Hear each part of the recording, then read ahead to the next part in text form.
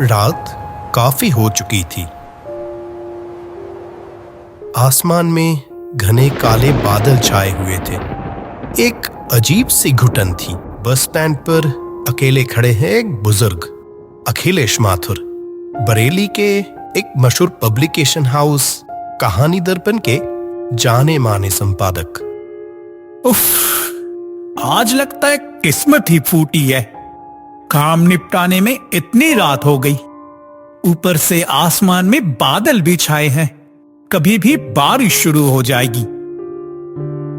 सामने ही book fair.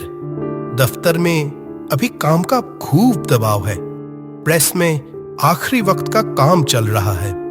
सब संभालते हुए अखिलेश जी को वक्त का ख्याल ही नहीं रहा। जब देखा कि 9:30 बज रहे हैं, तब होश आया। दफ्तर से बस स्टैंड आने में ही आधा घंटा निकल गया। वैसे बाकी दिन वो शाम 6:30 तक ही घर के लिए निकल जाते हैं। तभी अचानक बस के हॉर्न से अखिलेश जी का ध्यान टूटा। देखा, सामने खड़ी है 85 नंबर बस। इस बस से वो जाते नहीं है, क्योंकि इसके स्टॉप पर उतरने से घर पहुंचने के लिए उन्हें 15 मिनट ज्यादा चलना पड़ता है। अगर ये भी छोड़ दी तो और मुसीबत। वो 81 नंबर बस अब कब आएगी, उसका कोई ठिकाना नहीं। एक तो इतनी रात हो चुकी है, ऊपर से बारिश भी आने वाली है ना। बस से उतरकर थोड़ा चल ही लूंगा। ये सोचकर अखिलेश जी बास में चढ़ गए। अंदर देखा तो वो गिनती के ही लोग थे।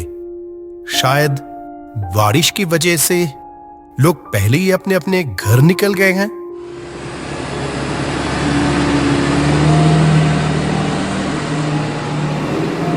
बस के बिल्कुल पीछे जाकर एक खाली सीट पर बैठ गए अखिलेश जी। अचानक ख्याल आया, घर पर सब परेशान हो रहे होंगे। अपना मोबाइल निकालकर उन्होंने घर पर फोन लगाया। The number you are trying to call is currently not reachable. Please try again later. उफ, ये है इन मोबाइल फोन की हालत। जब ज्यादा जरूरत तभी नॉट रीचेबल। इस बस में नए लग रहे हैं। अचानक पास से आई आवाज सुनकर चौंक गए अखिलेश जी। मुड़कर देखा, करीब 30 साल का एक आदमी उन्हीं की तरफ देख रहा है। उस आदमी को देखते ही अखिलेश जी को एक अजीब सा अपनापन महसूस हुआ। हाँ, कुछ वैसा ही। वैसे आपका नाम क्या है, करते क्या हो? मेरा नाम रजत जैन। मैं एक लेखक हूं। ओह अच्छा, आप लेखक हैं? कौन कौन सी पत्रिकाओं में लिखे हैं? कितने किताबें छपी है आपकी? यही 2-3 में ही बस। कई पब्लिकेशन हाउसेस से बात हुई थी, पर मुझ जैसे लेखक की किताब छपवाने से पहले हर कोई 10 बार सोचता है। आपने इसके अलावा किसी और काम की कोशिश नहीं की? मैंने एमएससी तो पास की है। असल में कहानियों ने मुझे किस तरह जकड़ लिया है कि कोई और काम करूंगा भी तो उसे दिल से नहीं कर पाऊंगा। इसीलिए उस रास्ते गया ही नहीं। अखिलेश जी रजत की तरफ देखने लगे। उन्हें लगा, जो लिखने से इतनी मोहब्बत करता है, उसके लिखावट में जरूर कुछ तो खास बात होगी। तुम्हारे माँ बाप तुम्हें नौकरी के बारे में नहीं कहते? माँ तो सालों पहले ही गुजर गई। पिताजी साथ रहते थे, लेकिन मेरी उतनी कमाई तो होती नहीं ना। इसलिए वो अब बड़े भैया के साथ देहरादून में रहते हैं। भैया सरकारी नौकरी करते हैं। पिताजी रहना चाहते थे, पर मैंने ही मना किया। एक नए लेखक के साथ शायद ज्यादातर दिन उन्हें भूखा ही सोना पड़ता। ये कहकर रजत ने अपने आंसू पोंछे। अखिलेश जी की नजरों से वो छुपी नहीं। रजत की बातें सुनकर उनका दिल काफी उदास हो गया। बातों बातों में कब रजत उनके लिए आपसे तुम बन गया, पता ही नहीं चला। रजत, तुम अपनी कुछ कहानियां लेकर किसी दिन मेरे दफ्तर आओ। अगर लिखावट मुझे पसंद आई तो मैं जरूर उसका मान रखूंगा। मुझ जैसे लेखक के लिए क्या इस बार जगह बचेगी? इस बार बचेगी मतलब? मैं ठीक से समझा नहीं।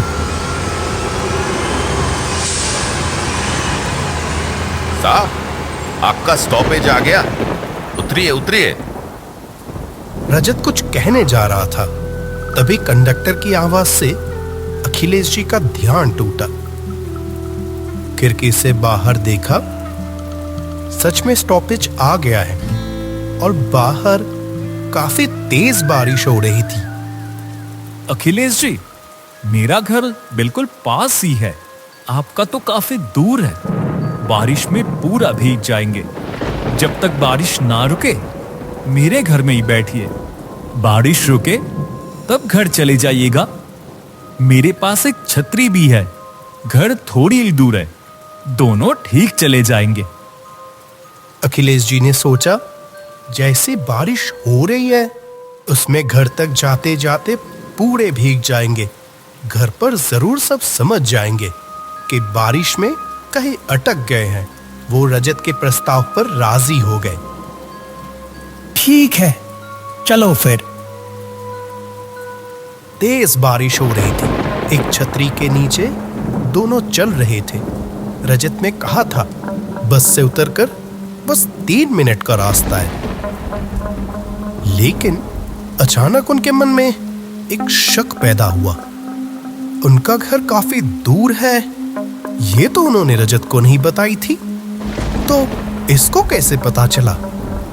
फिर उन्होंने सोचा, क्या पता, बातों बातों में निकल गया होगा, अब खुद ही याद नहीं। कुछ देर चलने के बाद वो रजत के घर पहुंचे। रजत की आर्थिक हालात ठीक नहीं है, ये उसके घर की हालात देखकर ही अखिलेश जी को समझ आ गई। चारों तरफ एक डरावना माहौल था। आइए अखिलेश जी, हम आ गए, अंदर चलिए, यहां बैठिए, मैं आपके लिए चाय बनाकर लाता हूं। ठीक है, पर रजत, तुम अपनी कुछ कहानियां मुझे दे जाओ। जब तक चाय बनाओगे मैं तुम्हारी कहानियां थोड़ा देख लूंगा। अखिलेश जी की बात सुनकर रजत के चेहरे पर एक अजीब सी हंसी उभर आई।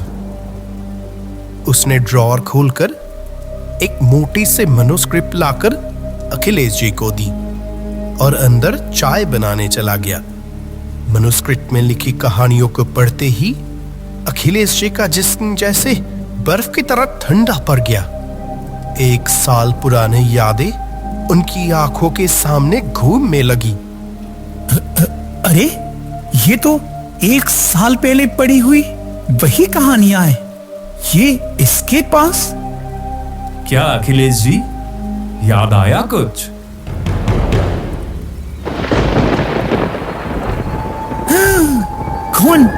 कौन हो तुम? मैं वही रजत जिससे आपने 1 साल पहले वादा किया था कि उसकी लिखी कहानियां किताबों में छपेंगी, लेकिन एक मशहूर लेखक की किताब छपवाने के चक्कर में आपने मेरी मेहनत को ठुकरा दिया था। तुम वही रजत हो? हाँ, मैंने पूरे दिल से कहानियां लिखी थी। ये मेरी कहानियां आपको पसंद आने के बावजूद उस मशहूर लेखक को खुश रखने के लिए, अपने कंपनी का नाम रखने के लिए आपने बार बार मेरी उम्मीदों के साथ खिलवाड़ किया था। थोड़ा समझो रजत, मेरे पास और कोई चारा नहीं है, लेकिन हाँ, मौका मिलते ही तुम्हारी कहानियां मैं जरूर छपवाऊंगा। और कितने बार यहाँ भटकू अखिलेश जी, मेरे घर की हालात ठीक नहीं है, पैसों की बहुत कमी है। आप इस बार कृपया कुछ कीजिए अखिलेश जी। आज तुम जाओ, अभी मैं कुछ नहीं कर सकता, अगली बार कोशिश करूंगा। बार बार आपके उस झूठे दिलासे ने मेरा दिल तोड़ दिया साहब। आपके दफ्तर से निराश होकर लौट रहा था मैं।